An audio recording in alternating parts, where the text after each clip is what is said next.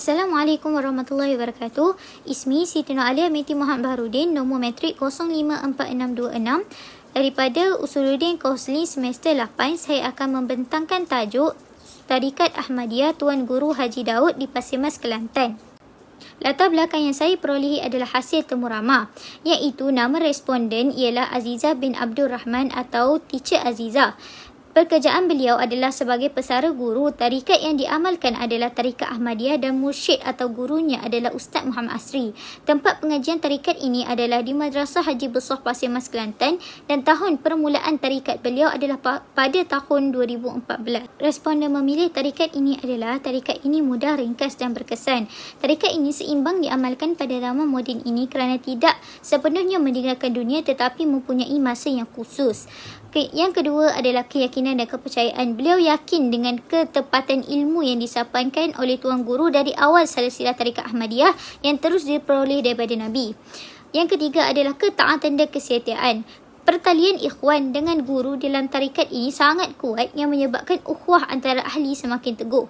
Yang keempat adalah status tarikat mu'tabarah, iaitu tarikat ini sudah sekian lama bertapak di Kelantan yang mana sebahagian besar mursyid yang dikagumi mengamalkan tarikat ini. Tokoh dalam tarikat, terdapat beberapa tokoh penting yang mempelopori tarikat Ahmadiyah ini sama ada di dalam atau di luar negara. Berikut akan dinyatakan beberapa tokoh yang penting dalam perjalanan perkembangan ilmu tarikat tasawuf Ahmadiyah ini. Yang pertama adalah di Malaysia, iaitu kita mempunyai Tuan Tabal, Tuan Haji Daud Bukit Abal, Syekh Said Linggi dan Syekh Fuad yang merupakan tokoh tarikat Ahmadiyah di Asia Tenggara sekarang.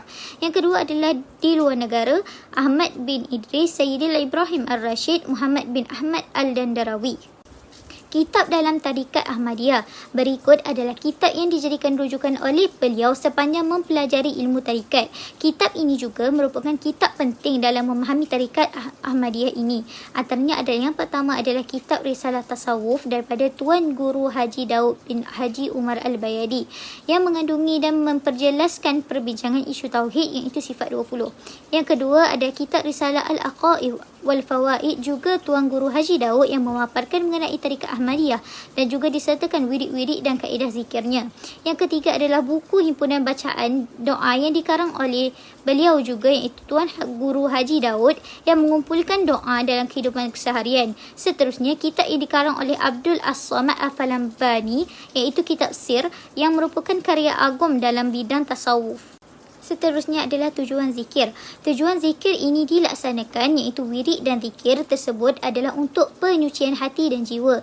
Kaedah zikir. Terdapat dua kaedah yang boleh dilakukan bagi menyempurnakan zikir, iaitu yang pertama adalah secara berkumpulan. Terdapat zikir dan wirid secara berkumpulan di dalam tarikat Ahmadiyah. Zikir dan wirid secara berkumpulan mempunyai zikir tambahan selain daripada zikir 700 yang dilakukan secara bersendirian, iaitu tahlil, khusus serta khul.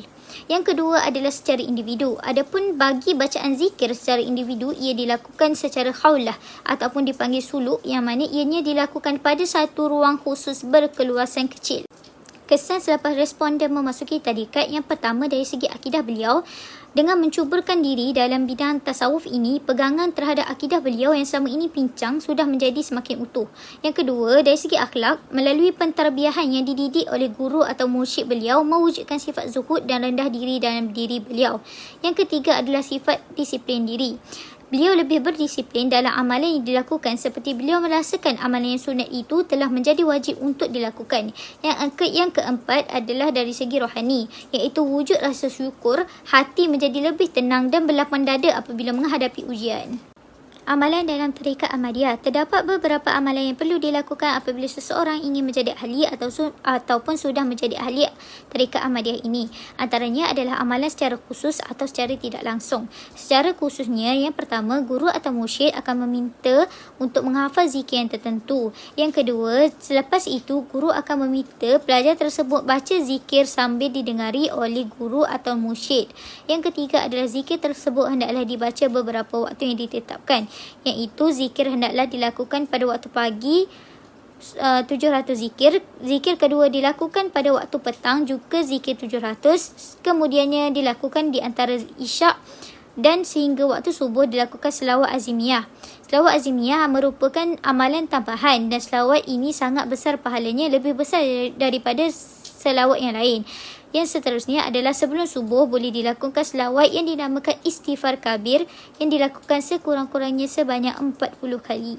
Yang kedua adalah secara tidak langsung. Yang pertama, apabila seseorang itu telah bermuzakarah atau menanyakan kepada guru tarikat mengenai ilmu tarikat ini serta mengetahui amalan zikir, secara tidak langsung dia sudah berada dalam jalan tarikat Ahmadiyah daripada guru tersebut.